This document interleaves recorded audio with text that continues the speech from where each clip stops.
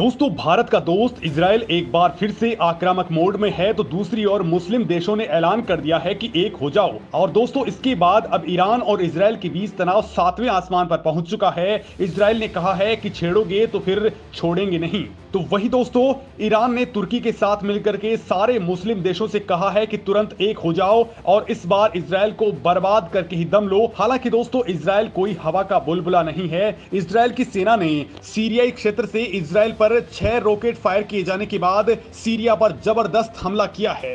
पहले सीरिया के उन इलाकों में युद्धपोत से गोलाबारी की जहां से ये रॉकेट दागे गए थे और उसके बाद इजरायली लड़ाकू विमानों ने सीरियाई सेना के ठिकानों पर हमला किया है, जिसमें सीरियाई 4th डिवीजन के बेस, रडार और तोप खानों को उड़ा दिया गया है। हालांकि सीरिया में हुए हमले से ईरान आग बबूला हो चुका है। उसने इजराइल को अंजाम भुगतने की धमकी दी है। दोस्तों, इस वक्त गाजा और लेबनान में दहशत फैली हुई है।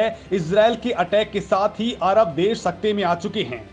इजराइल के सभी दुश्मन देश अब गुटबंदी कर रहे हैं। इजराइल को जवाब देने की तैयारी हो रही है, लेकिन दोस्तों, इजराइल के खिलाफ बदले की कार्रवाई इतनी आसान नहीं है, क्योंकि वो अकेला मुल्क है जिसने सभी अरब देशों को 1967 में ही धूल चटा दी थी।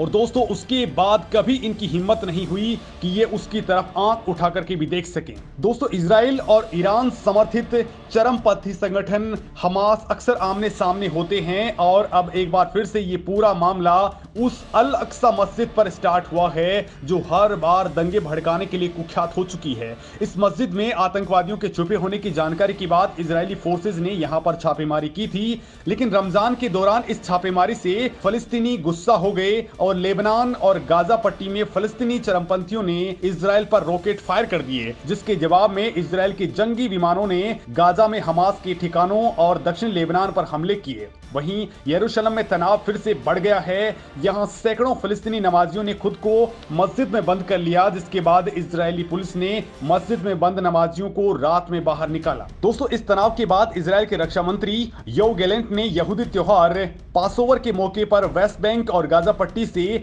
फलस्तीनियों के इजरायल में एंट्री पर बैन लगा दिया है। दोस्तों, चरमपंथी संगठन हमास की ओर से मुस्लिमों से अपील की गई है कि वो अल अक्सा मस्जिद की सुरक्षा के लिए पहुंचे। उसने गाजा की तरफ से इजराइल पर रॉकेट भी फायर किए हैं। बदले में दोस्तों, इजराइल ने जबरदस्त एयर स्ट्राइक्स की हैं। फिलहाल गाजा की सड़कों पर लोग प्रदर्शन कर रहे हैं और टायर जला रहे हैं। दोस्तों, ये अल अक्सा मस्जिद पूर्वी यरूशलेम की ओल्ड सिटी में मौजूद है। इसे दोस्तों इजराइल ने साल 1967 के युद्ध में वेस्ट बैंक और गाजा पट्टी के साथ अपने कब्जे में ले लिया था। दोस्तों, इस वक्त दुनिया पहले से ही मुश्किल में है। रूस और यूक्रेन युद्ध ने पूरी दुनिया की हालत खराब कर रखी है और अगर अब ईरान और इजराइल के बीच जंग हुई तो सोचिए दुनिया की महंगाई कहां जा सकती है। दुनिया में महंगाई और इस युद्ध का बहुत बड़ा असर देखने को मिलेगा, लेकिन इजराइल ईरान को बख्शने के मूड में नहीं है। इजराइल के एयरफोर्स चीफ हेरजी हालेवी ने साफ कर दिया है कि उनका मुल्क ईरान पर हमले के लिए तैयार है। हेरजी के मुताबिक हमें इस बात की परवाह नहीं है कि ईरान पर हमले के दौरान अमेरिका उनकी मदद करता है या फिर नहीं।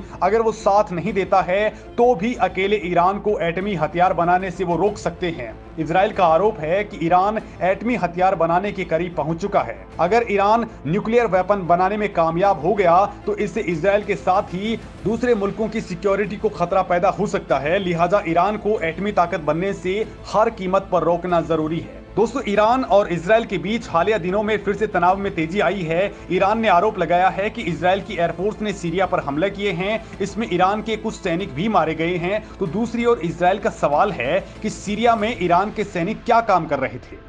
दोस्तों, ईरान सरकार या उसकी फौज ने यह नहीं बताया कि सीरिया में ईरान के सैनिक क्या कर रहे थे, बल्कि ये धमकी दे दी है कि इस हमले का बदला लेकर के रहेंगे। तेहरान ने कहा है कि अगर इजराइल हमला कर सकता है तो हम भी इसकी काबिलियत रखते हैं, सही वक्त पर जवाब जरूर दिया जाएगा। दूसरी तरफ अमेरिका अब इस मामले पर पूरी तरह से चुप है। दोस्तों, जो बाइडेन ने कहा है कि ईरान को डिप्लोमेटिक तरीके से एटमी हथियार बनाने से रोका जा सकता है। हालांकि इजराइल इससे इत्तेफाक बिल्कुल भी नहीं रखता है।